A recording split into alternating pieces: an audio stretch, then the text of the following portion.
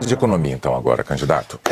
Todos os economistas atualmente estão dizendo que o próximo governo vai ser obrigado a lidar com uma bomba fiscal, um desequilíbrio das contas públicas enorme. O senhor não tem sido claro quando fala dos seus planos para a economia, mas o senhor, ao mesmo tempo, tem feito promessas. Como é que o senhor pretende recuperar o equilíbrio das contas? Ô, Boni, é que você não deve lembrar o que os meus economistas diziam para mim nas eleições de 2002. Ou seja, naquela época o Brasil estava quebrado. Naquela época, vocês lembram que o Brasil quebrou 2 vezes no governo Fernando Henrique Cardoso? Naquela época, o Malan, que era um homem sério, ele todo final de ano ia para Washington tentar pegar dinheiro para fechar o balanço, o caixa do governo. Então, lembrado de 2 pessoas do FMI que vinham para o Brasil investigar o Brasil todo dia, e os meus economistas diziam: o Brasil está quebrado, o Brasil está quebrado. Eu falava: então por que vocês querem que eu ganhe as eleições? Então, eu vou dar um dado para você ver o seguinte. Quando eu tomei posse em 2003, o Brasil tinha 10,5% de inflação. O Brasil tinha 12% de desemprego. O Brasil devia 30 bilhões ao FMI. Nós tínhamos uma dívida pública de 60,4%. O que nós fizemos? Primeiro, nós reduzimos da inflação para a meta, sabe, que era 4,5 mais 2 menos 2 durante todo o meu período de governo. Segundo, nós reduzimos a dívida pública de 60,4% para 39%. Nós fizemos uma reserva de 370 bilhões de dólares. E nós ainda emprestamos 15 bilhões para o FMI. Não sei se você está lembrado disso. Além do que, nós fizemos a maior política de inclusão social que a história desse país conheceu. É assim que nós vamos governar esse país. Eu digo sempre, Boni, que tem 3 palavras mágicas para governar o país. 3. A primeira dela é credibilidade. A segunda dela é previsibilidade. E a terceira é estabilidade. Você tem que garantir, primeiro, que quando você falar, as pessoas acreditam no que você fala. Quando você fala na previsibilidade, é porque ninguém pode ser pego de surpresa dormindo com mudança do governo.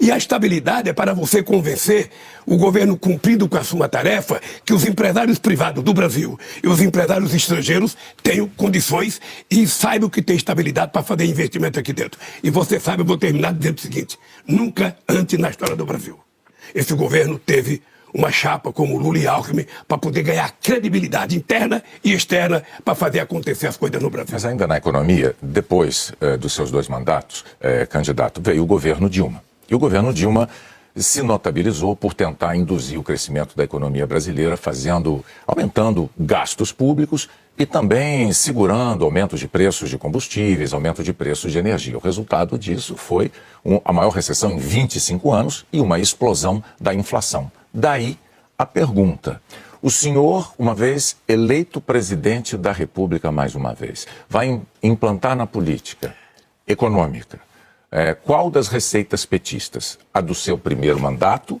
ou a receita petista do mandato de Dilma Rousseff? Ô, Boni, sábado eu tive com a Dilma no Vale do Agabaú, em São Paulo. E a Dilma sabia que eu vinha aqui. E a Dilma falou assim para mim: ô presidente, se perguntar do meu governo, não responda. Fala para me convidarem que eu vou lá para discutir com eles. Tá? Mas o que eu quero dizer para você?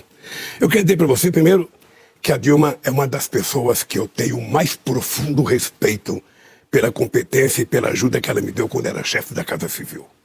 A Dilma fez um primeiro mandato presidencial extraordinário, porque a crise se agravou, a crise internacional, e mesmo assim ela se endividou para poder manter as políticas sociais e para poder manter o emprego em 4,5%, que foi o menor desemprego que nós tivemos na história desse país. Era como se fosse padrão Noruega, padrão holandesa.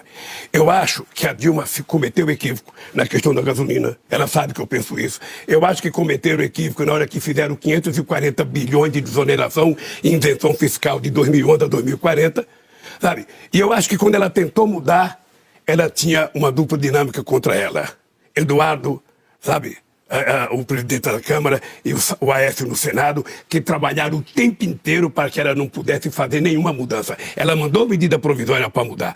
Como aconteceu com o Fernando Henrique Cardoso. Quando o Fernando Henrique Cardoso teve o segundo mandato, ele mandou medida para poder evitar que o Brasil quebrasse, e ele tinha como presidente da Câmara o Temer, que ajudou a aprovar as coisas, não trabalhou contra. E o Eduardo, o presidente da Câmara, da Dilma, ele trabalhou contra o tempo inteiro a Dilma. Mas então o presidente Dilma, candidato, não agiu sozinha, havia uma equipe cuidando de economia para ela e tudo. Então, este erro que o senhor reconhece ter havido lá, não foi um erro pessoal, solitário dela, mas de uma corrente do PT. Por isso, a pergunta se impõe. Se a corrente do PT, que amparou as decisões que o senhor reconhece terem sido equivocadas da ex-presidente Dilma, fizer valer a sua opinião num governo seu, vai-se por esse caminho. Daí a pergunta. O senhor está dizendo, então, que o seu governo vai ser diferente? Se um dia entrar alguém no teu lugar para fazer o Jornal Nacional, entrará. Você vai perceber o que é rei morto, rei posto. Você vai descobrir. Ou seja, quando você deixa o governo, quem ganha vai governar do jeito que entender. Quem está de fora não vai mandar.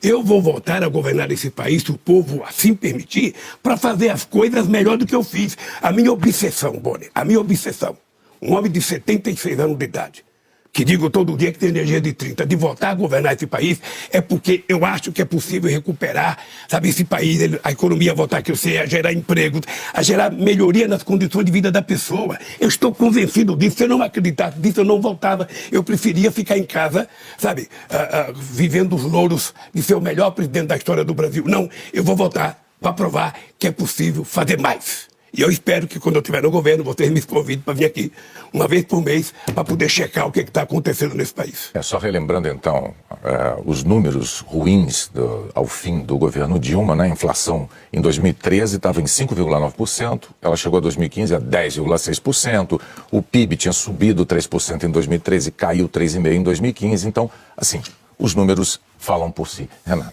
É importante lembrar que eu peguei a inflação a 12%, e reduzir para 4,5%. Antes? Não, mas nós vamos fazer o mesmo. Se tem uma coisa que eu sei fazer, Renato, é cuidar do povo. Não, o senhor deixou claro que pretende fazer uma gestão na economia diferente da que foi feita. Não, eu pretendo fazer uma gestão de acordo com aquilo que nós construímos. Eu hoje tenho 10 partidos junto comigo e ainda tenho a experiência do ex-governador Alckmin comigo. Muita gente pensava um ano atrás que era impossível o Lula se juntar com o Alckmin.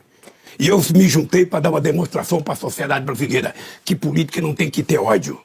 Política, sabe, então, a coisa mais extraordinária para você estabelecer convivência entre os contrários. Vamos agora para a economia. Dentro de casa do que fora de casa. Vamos para a economia. Vamos para a economia, que é um tema que o senhor também gostaria de abordar certamente. Em 2018, como candidato, o senhor disse assim, numa entrevista: eu sei do que é que o povo precisa.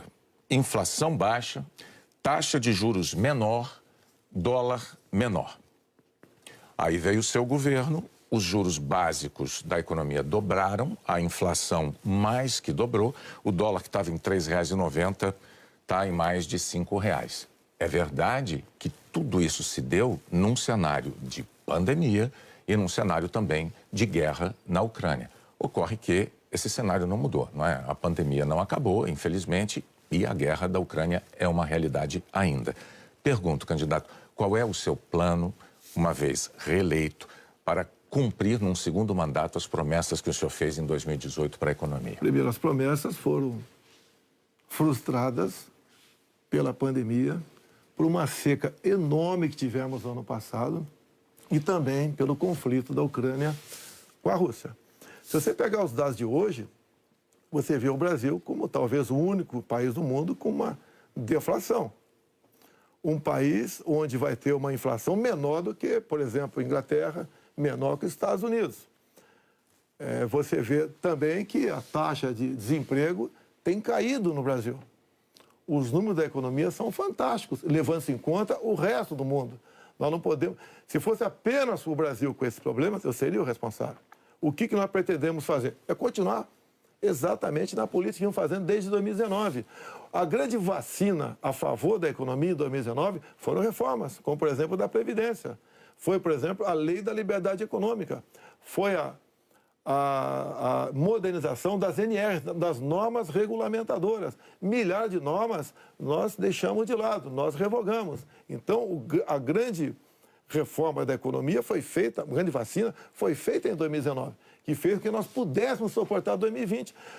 Nós pegamos 2020 e 2021 e tivemos um saldo positivo de quase 3 milhões de empregos no Brasil.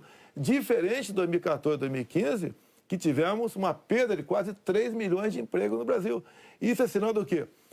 Competência da equipe econômica. Programas como, por exemplo, o Pronamp e o BEM preservaram mais de 10 milhões de empregos no Brasil. O próprio auxílio emergencial, num primeiro momento R$ 600, fez com que a economia, em especial nos pequenos municípios, o município não colapsasse. Então, essas medidas, entre outras, fizeram a gente romper 2020 e 2021. 22, quando veio a guerra agora, problemas nós tivemos. Fui na Rússia negociar fertilizantes com o presidente Putin. Se não tivesse ido, não teria fertilizante para a nossa safra agora, desse segundo semestre. Não, isso é importante. Não. Isso garantiu o quê? A segurança alimentar do nosso Brasil e do mundo. Só para concluir, então, num segundo mandato, o senhor daria sequência aos planos que foram estabelecidos e desenvolvidos no primeiro plano. Bonner, você pode ver, Bonner, nós somos o 7º país mais digitalizado do mundo. Tá? Nós fizemos muita coisa no Brasil, atendemos realmente a todas as camadas da sociedade. Só agora, na questão do IPI, a proposta do Paulo Guedes, que está parada no Supremo Tribunal Federal, nós pretendemos diminuir impostos de 4 mil produtos em 35% de IPI. Para o segundo mandato. Não, desse agora. É que a proposta parou no Supremo Tribunal Federal. Estamos há semanas. Agora, senhores, para que a gente possa abordar... Mas isso começou há 2 meses a redução de IPI, não foi de agora.